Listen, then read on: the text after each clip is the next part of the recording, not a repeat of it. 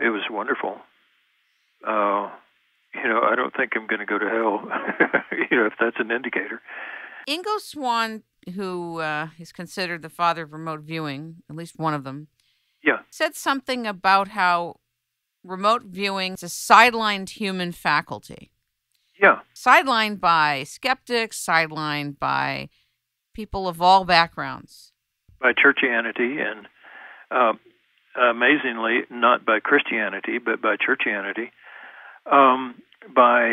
When you say churchianity, are you more referring to the dogma? The dogma. Okay. Right. Okay. Part of it, I think, is necessary. Our civilization lives and functions because there are secrets. Also, I think at a very early age, you get a young baby in a crib, and the parents are fighting and yelling and screaming at each other. The baby has to develop a psychic wall to keep that anger out. They can't keep the noise out. They still scream and all that. But the anger and the feelings and all that, they have to protect themselves from that. And I think even in the crib, we start developing protection from our psychic sense. So that we don't let everything in.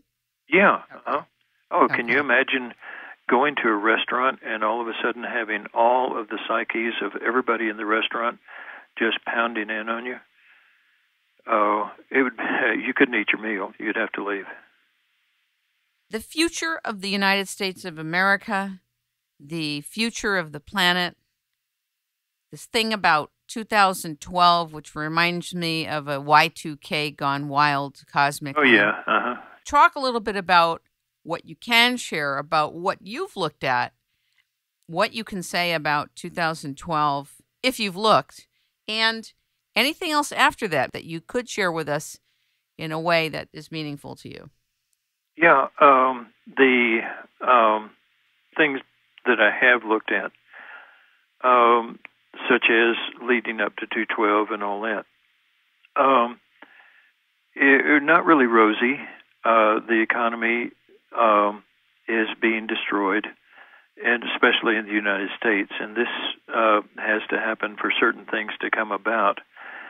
But 212, I think, will be an absolute turning point, and that it will happen without anybody really knowing it, except those who are in the know. The public will just, sort of wake up the next morning on the 22nd of December and say, "Ha ha, it never happened," and go on with their lives. The things that have to happen is a thinning out of the population. That's going to take place, and what does that mean?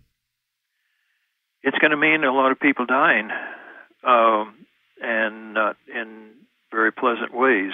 There are some hard times ahead for us. It means a good, probably third to a half of our population dying off or not being replaced, by new births and so forth.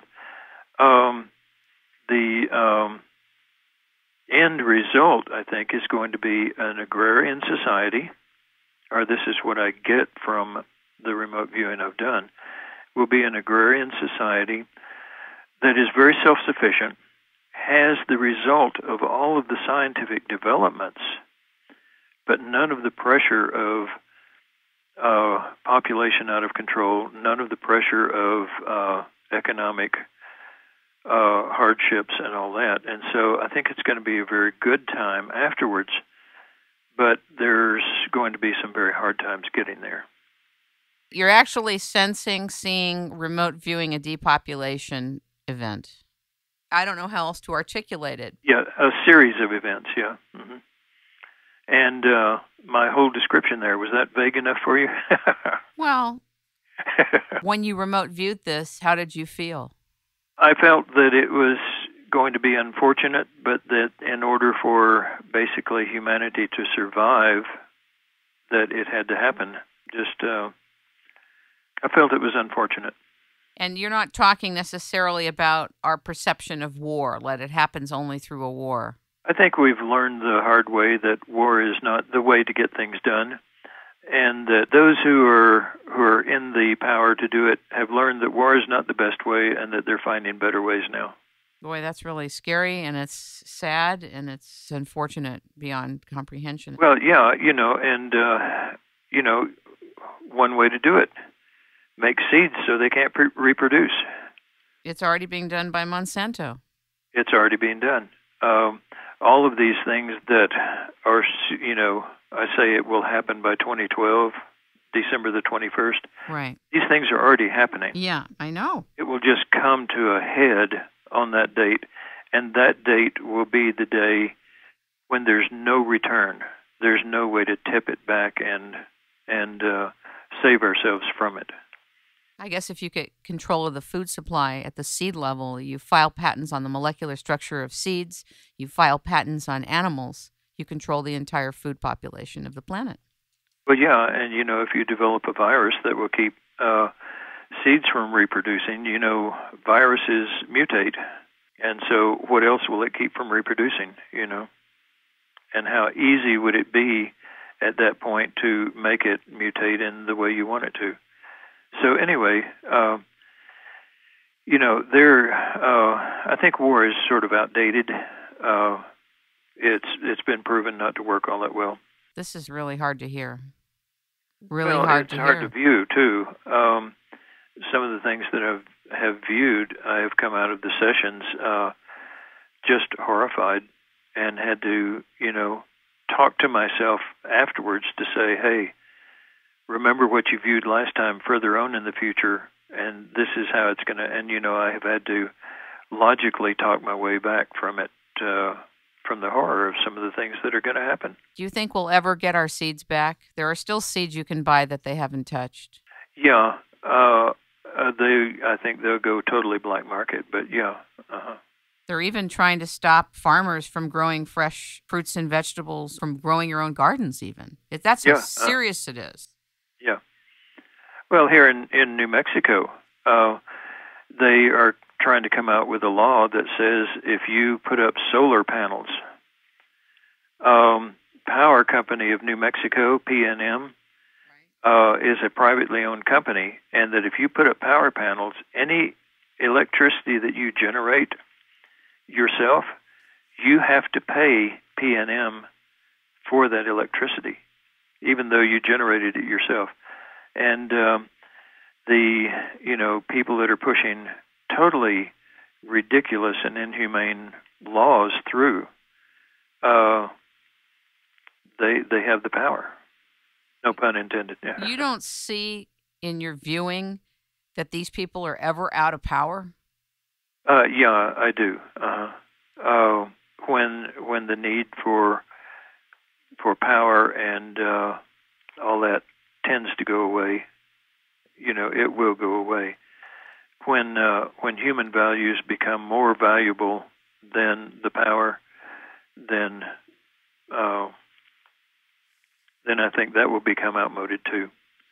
It'll probably come back at some future time, but there won't be a need for it. What do you think about where we're at with regard to space technology, going into space, concern about weaponizing space? Are we having space wars? Are we even able at that point to still go out into space? Oh, yeah. I don't see any space wars as such, but I do see, alien contact. And I do, back in, 96 or somewhere around there, we did a project for a moon exploration company. They were wanting to find out how to build a temporary moon base that would then let them have quarters for their people so that they could build a more permanent moon base. What we did was we went into the future, looked at the temporary moon base and described it, and came back and they said, oh, great, that's the biggest idea we've seen. What we found was that you take some mylar plastic that's kind of silverized so that it, filters out some of the harmful rays, stretch it over a small crater, and fill the crater with 16 pounds of pressure. That's about half of what you get in a bicycle tire.